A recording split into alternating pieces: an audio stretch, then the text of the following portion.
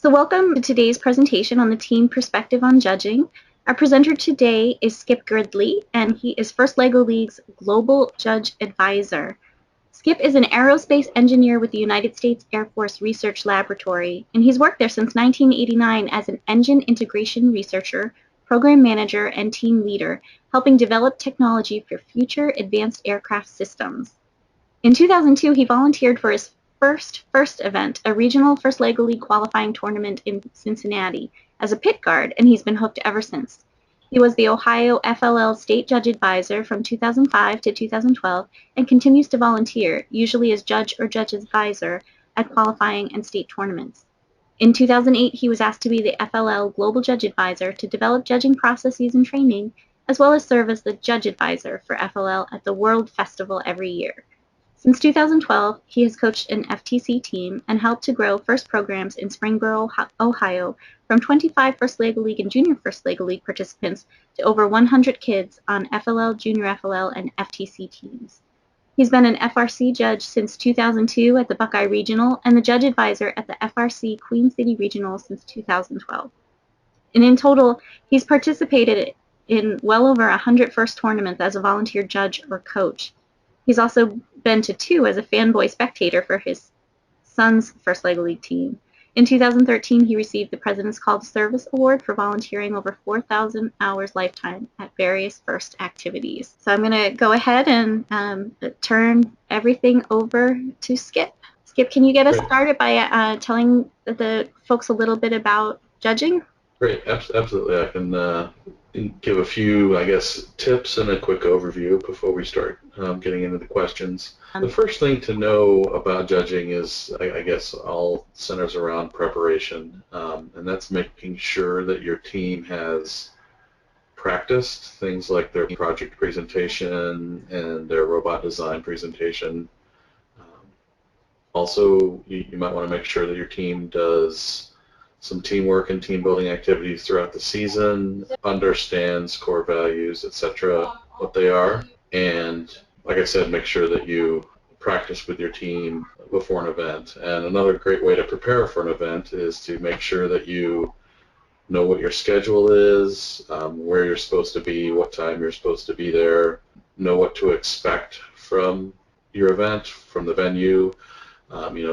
Let's say you want to present something on a screen or with a projector. Make sure that the venue either has a projector or you know that they don't have one available for you, and so you have to maybe pre-plan B. Some other good ways to prepare, I've heard coaches will give their presentations in various locations, say like in a small cramped room or in a larger facility or a noisy facility, just to make sure that kids are the team is prepared in advance. Anything that may happen at the venues. Sometimes you're not always presented with a perfect presentation or arena to give your talk.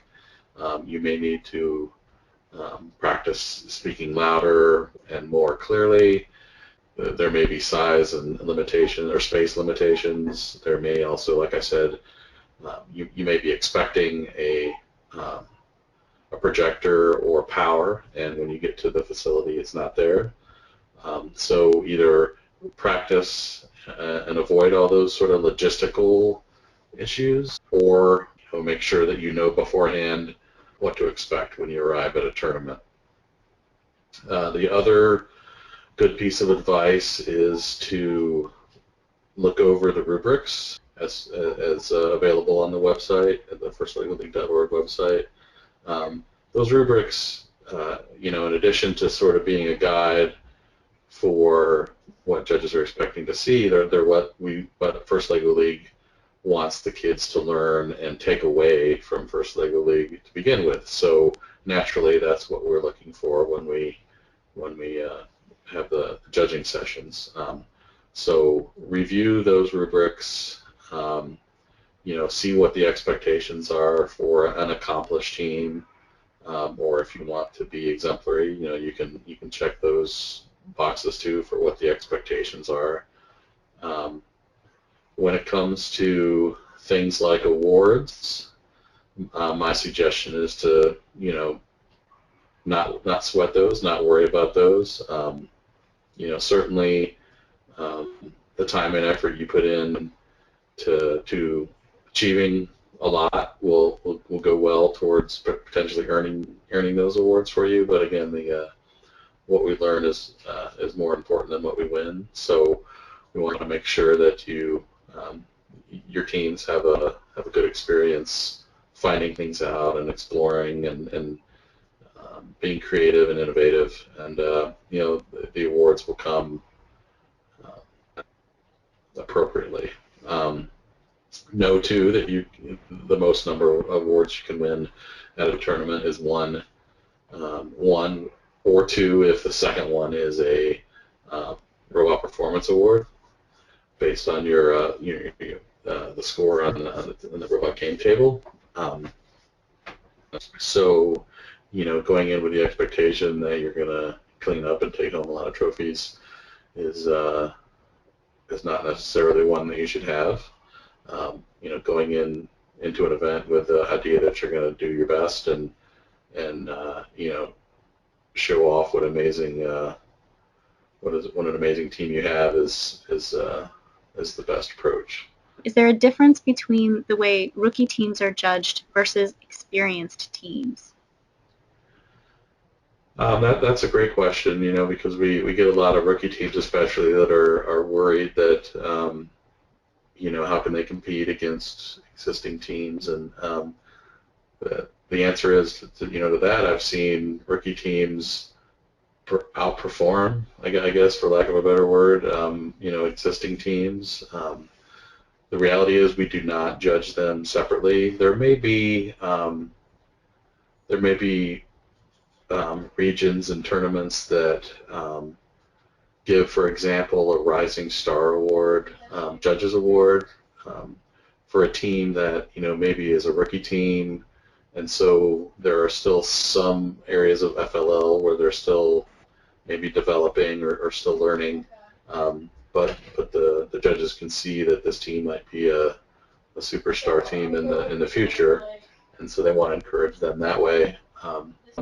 Like I mentioned, the rubrics, those are what I would call static relative to age groups. So the expectation is to get, if you want an accomplished in a certain category, whether you're 8 or 14 or any range in between, that you demonstrate that achievement.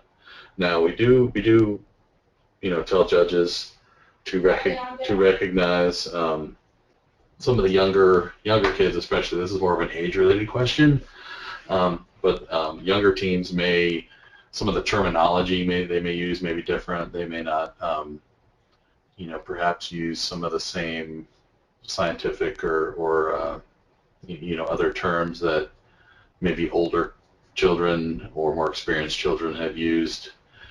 And so we try to train our judges to recognize that, or make sure that they're understanding the children correctly when they use perhaps a different terminology than a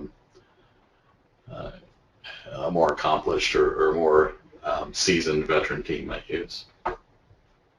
But in general, there's no difference. There's no like rookie tier or anything like that. Actually, we've got a little piece of advice from a coach on the line who's adding to what you just said.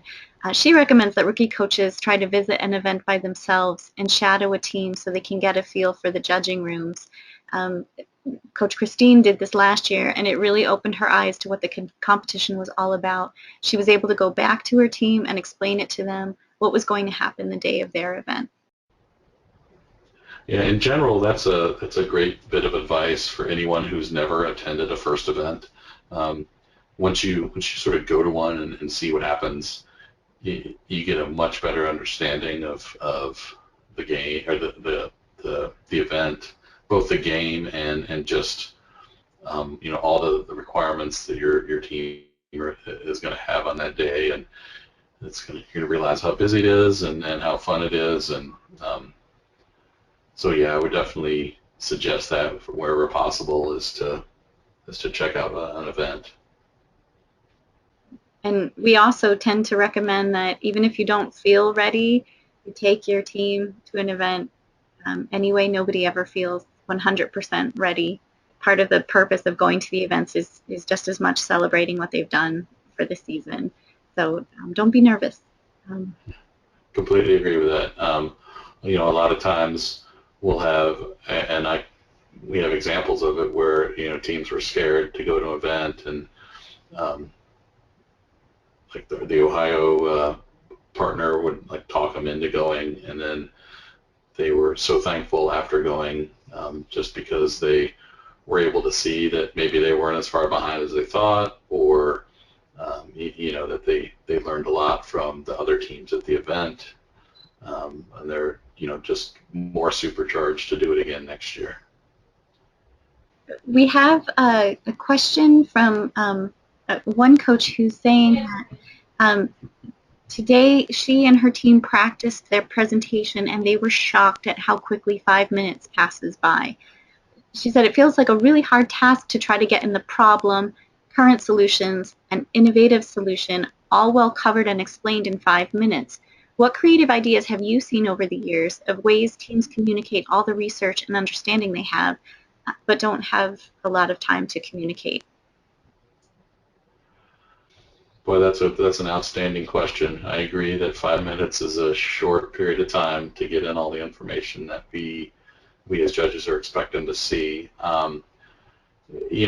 For example, if you're doing a creative presentation like a skit or of some sort where you have characters, and you want to introduce the fact that you talk to certain experts, you can say, as part of the skit or whatever, we talked to so-and-so from, New Hampshire University, and they told us XYZ, and that shows the judges that, that you got that, professional expert information. And you can often sort of reference things in the rubric, especially make sure that you reference them in your talk, at least by it could even be as much as one sentence.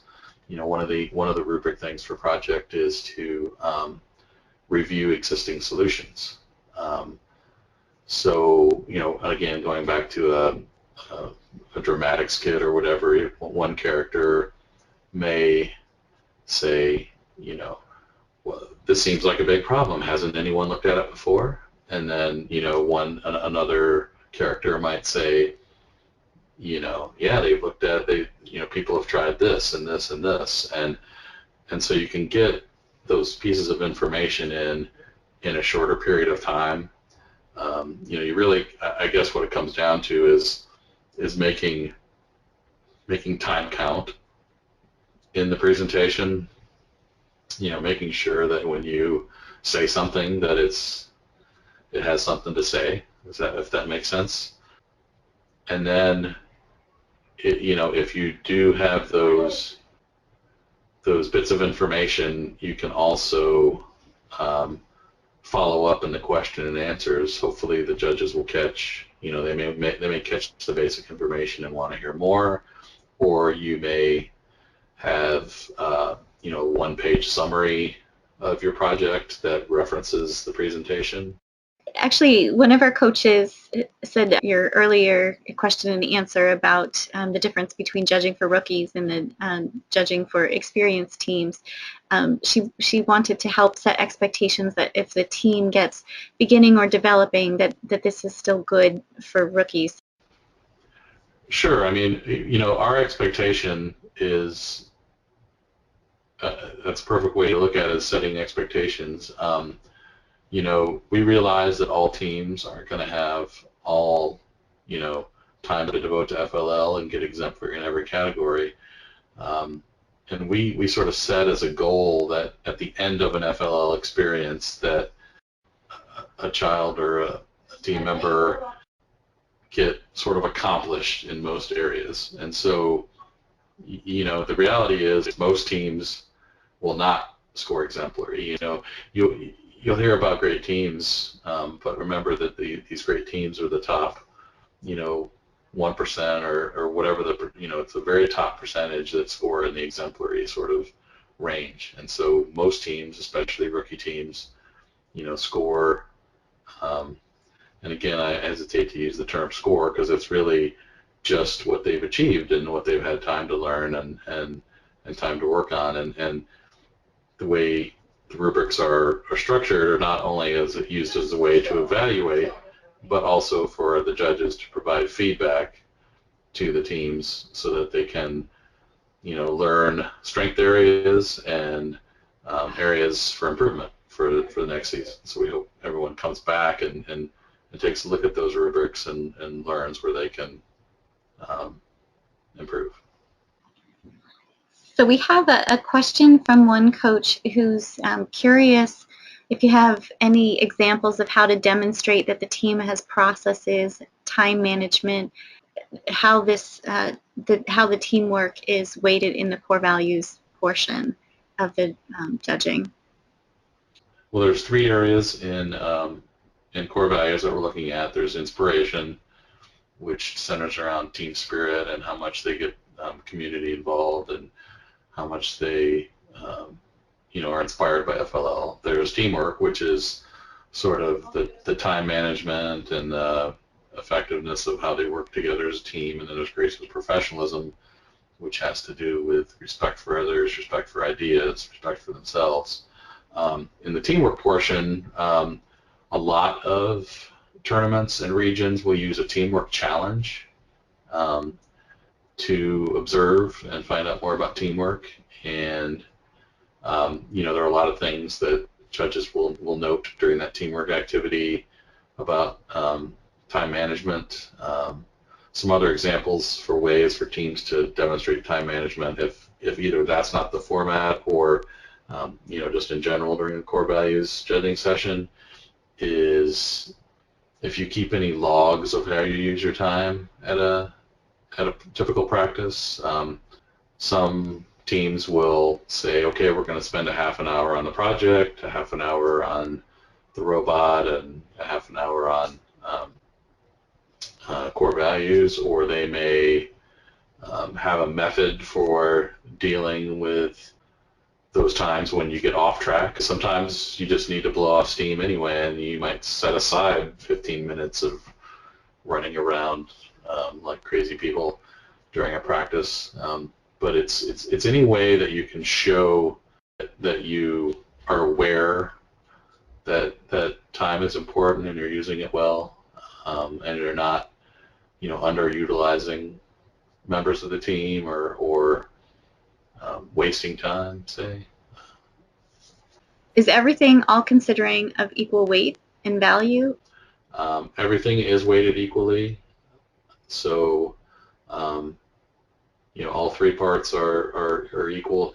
The project in general follows any sort of scientific project in that you come up with a question, a research question or problem, and then you develop a solution. And then I'm an engineer, and nothing is helpful in the work I do unless I share it with others. So this is sort of the child's version or the kid's version, team's version of a conference, of an engineering design review.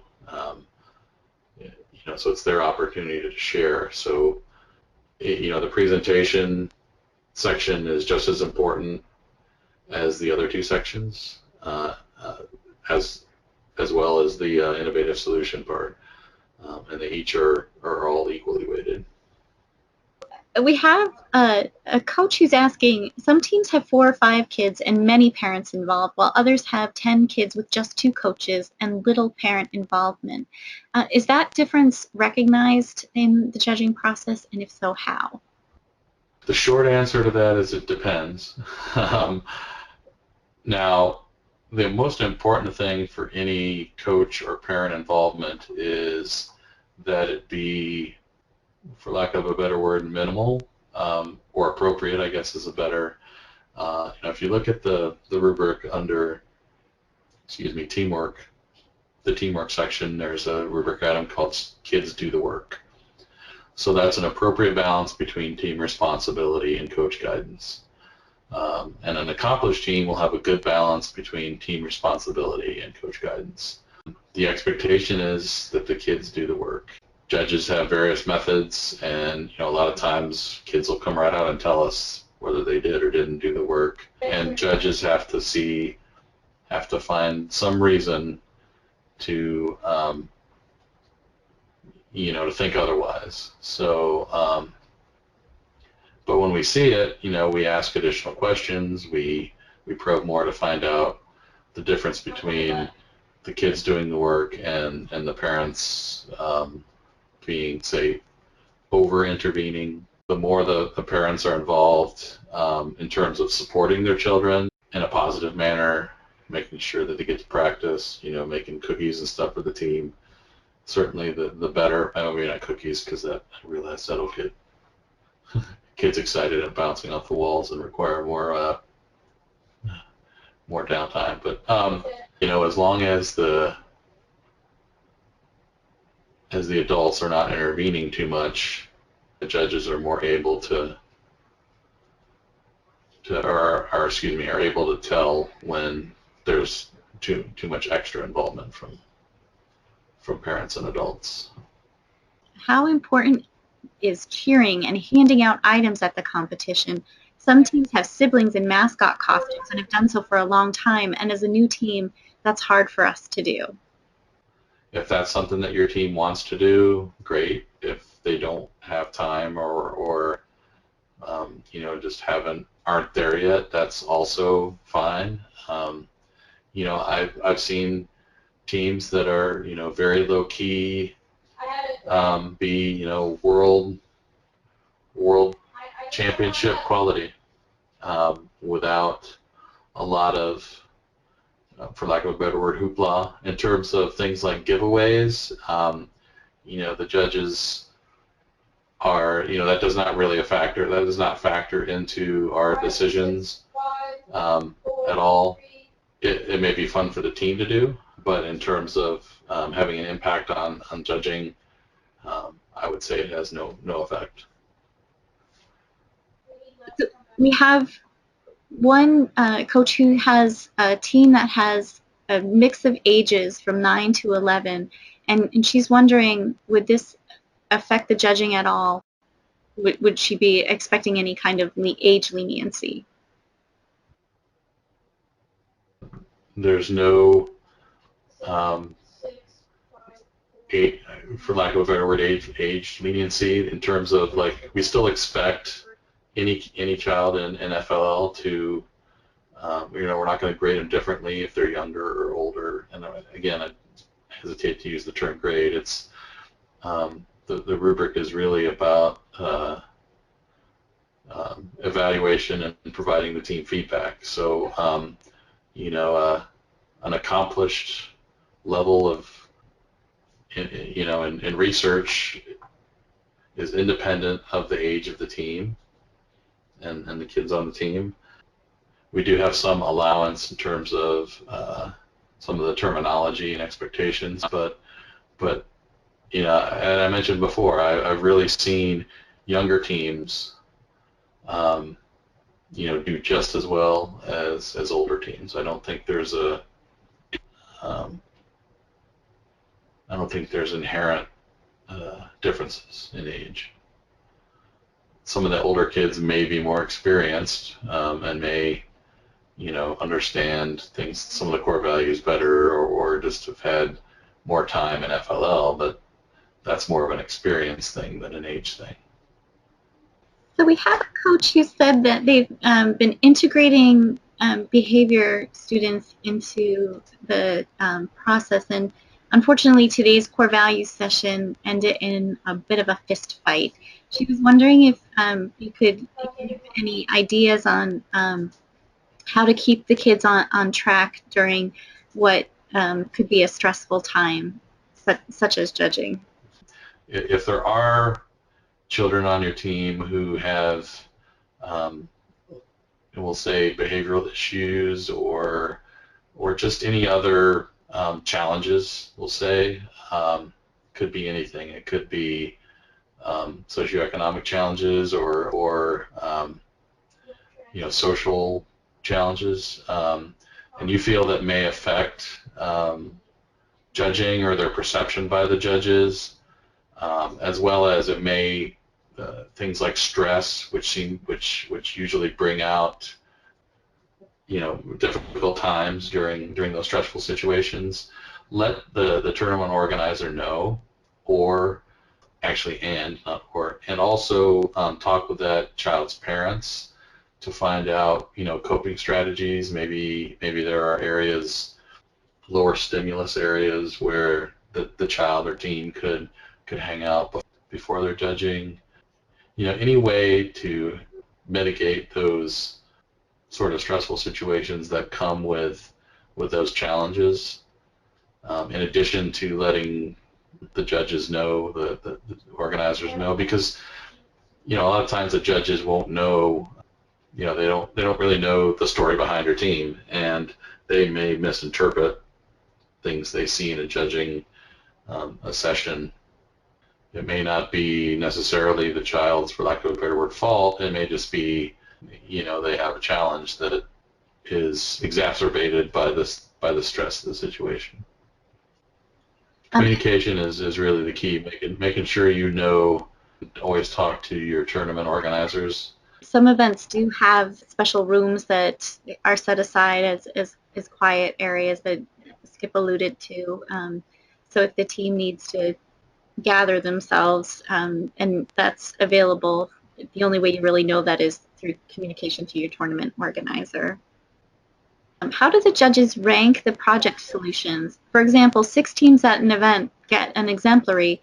How is one selected for the award?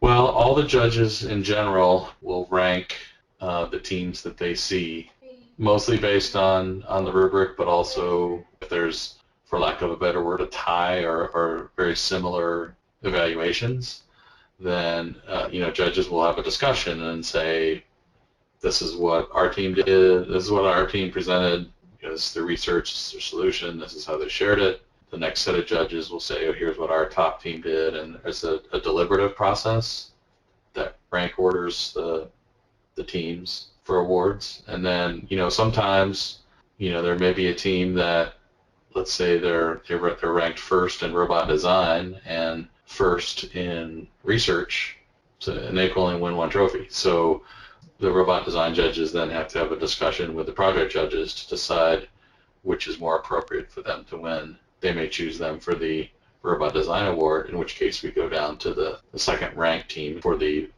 project award. So it's a deliberative ranking process. The judges spend a great deal of time and thoughtful discussion in doing this. I have had coaches and people say, well, you just pick one then. And it's like, well, no, we don't pick one. We have a discussion about the strengths and the accomplishments of all those teams when we do that ranking. There's a lot of discussion that goes into picking the awards. We have a coach who is on the line who's a little more experienced, and she shared some great advice about that earlier question about behavioral issues. Her advice is make sure your team feels prepared and knows what to expect. Have a plan for them to take some space during the event. If you stay positive, they will too. With the project rubric of 4 sources, can some of these be the initial work to pick a project? For example, a field trick. Others from specifically about the project selected, and others from experts who help refine the solution, or do they all need to be about the upfront pre-solution work on the project? I mean, think about it as you're writing a research report for 7th grade science or whatever it is, and you have to cite sources. And so that could be anything where you use that information for anything that you presented in your research. So it could be when you're defining the problem, you got that information from a professional, so personal communication. The review of existing solutions could have been, we looked at some solutions in different magazines. Use a source of information could be one that led you to pick the specific problem that you've chosen. I wouldn't be so quick to include it in just general information gathering about all the different options, but if it has information about the particular topic that you chose, certainly that's a source. It's any part of your your project, and really it's the types of information that you need to be concerned about in terms of number. And you also, there's I guess a mistaken assumption that according to this, 4 types beats 3 types, but it has no information on, how good those sources are. We do check the quality of the resources cited. So, you want to make sure that you use quality resources. You don't want to use all internet sources, certainly, even stuff that, because a lot of times those will lead back to the same articles and reference other articles that are sort of circle of knowledge. So that's why, just like any other research, you want it to be from a wide variety of resources. And you'll notice that the accomplished level for that one requires a professional. Talking to someone who is a professional in the field is a great way to, meet that accomplished level. And really that's, as I mentioned, those are takeaways we want the kids to get from FLL. So we want them to be encouraged and empowered to talk to professionals to get the information that they need. Now, professionals doesn't necessarily mean, PhD researchers in a certain field, although that's great. We certainly encourage that as well. It could be, the manager of a local recycling station. It's anyone that has, as a result of their career, professional knowledge of the information. A couple of people have questions about the one-page project summary. Is this something that can be given to judges, and can you elaborate more about how it's used? Well, first of all, none of the 3 areas should require any submittals of paper or any sort of material. The intention for all judging sessions is presentation, because we want kids to learn that skill. Any sort of handouts that are provided to judges are kind of a bonus. I know the question was about project, but I'll expand to the other areas. In robot design, we encourage the kids to have some, either a program printout or some flowcharting or representation of their program that they can show to the judges. Similarly, in project, you may want to leave behind a 1-page or even shorter summary. You can think of some of them as an abstract for a technical paper, as I mentioned before. It could be a brochure for your solution. You can have fun with that and make it a product brochure, for example. The sort of the easier and more information filled it is, the better. I would certainly prepare more for the presentation part than any sort of handouts. Those are, accepted, used by some judges more than others, but certainly not required for any of the judging types. So one of our coaches is asking, we have a rookie coach who's a little confused about when and how the inspiration portion of the core values judging occurs. Can you explain that in a little more depth? Well, there are sort of 2 options for tournaments when it comes to core values judging. Well, there's technically, I guess, 3. It's it should be a 10-minute judging session. A lot of tournaments will break it down further and have roughly a 5-minute teamwork activity to help judge the teamwork portion. Several other tournaments will also include a core values poster, which includes a lot of the inspiration and gracious professionalism items. It's a visual representation of those things. If your region doesn't use the core values poster, that may be a way, you can make your own poster to describe those items. If you don't feel like doing that, or if you don't have the time, that those areas will be addressed in the Q&A, the question and answer session, or part of the session. As I mentioned, let's say it's a 10-minute session and the first 5 minutes are a teamwork exercise, and then the next 5 minutes would be judge Q&A, and they will ask you about things like how did you apply FLL skills outside of FLL, and then you can answer that question. Or they can tell from your enthusiasm and your expression of your team, some of your teams, where did you guys come up with your team name, and what do you guys do to have fun, and how do you keep interested in your project? Things like that. It's either Q&A or it's the poster. I I'm a proponent of the poster because it sort of forces the team to think about those non-teamwork related parts of core values.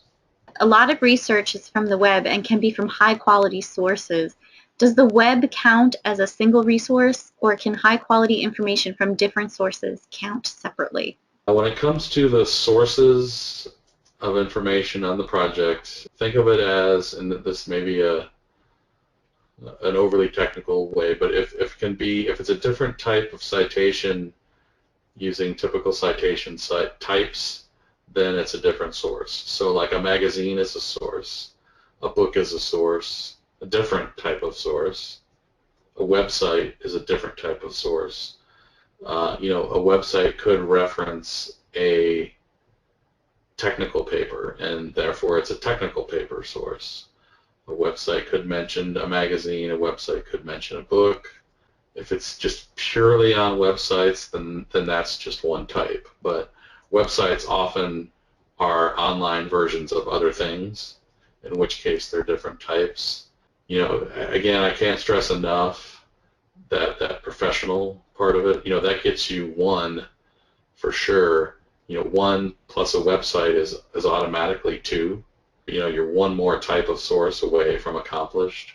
If you do find yourself using mostly a lot of websites, take a look at what type of those websites are, whether they reference excerpts from books, excerpts from magazines, personal communications, those kind of things. When does the presentation clock start?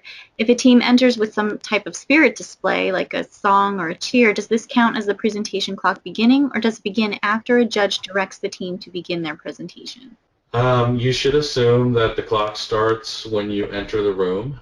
The 5 minutes does include setup time. For the project presentation, I would encourage perhaps minimalizing an excessive spirit presentation. I know that sounds like it makes me a sort of a grumpy Scrooge kind of guy, but as mentioned earlier, it's a minimum time in which to present research. And so, you can certainly make it fun, you can certainly make it creative, but remember that effective bullet.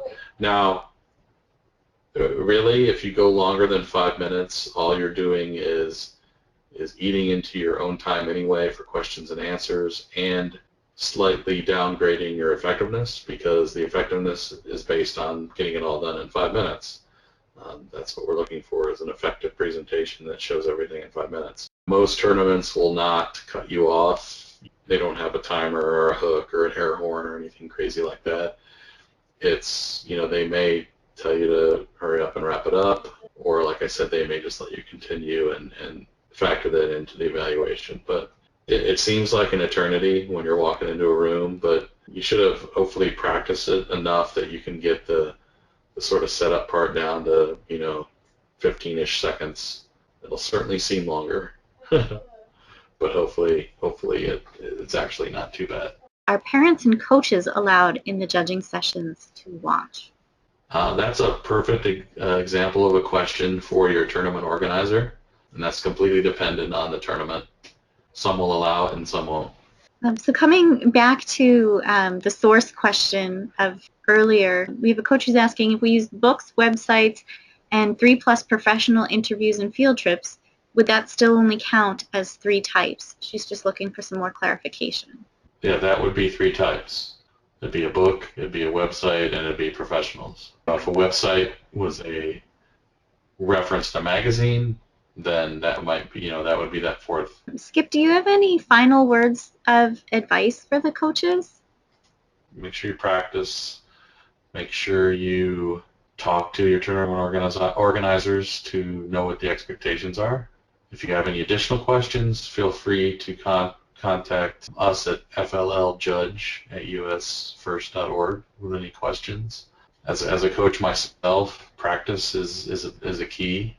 The more comfortable you can make the kids in terms of presenting, so practice with other adults there. Especially the more people you talk to when it comes to sharing the presentation, the better. People who can benefit from your solution, and not just parents and relatives. That's certainly helpful. Go to tournaments, talk to other coaches and teams, And most importantly, just don't forget to have fun. The tournament is a time to celebrate what you've done throughout the season. The more you can remember that and just go with it and exhale, I guess the better off you'll be. Just because I don't think we've mentioned it yet, if you do have additional questions about the judging process, we do have Skip available via email, flljudge@usfirst.org. I'd like to take a minute to thank our First Lego League global sponsors. You can see them in front of you right now. They are 3M, NI, Rockwell Automation, and of course, Lego. So thanks again so much, Skip. Good luck and have a great season, everybody.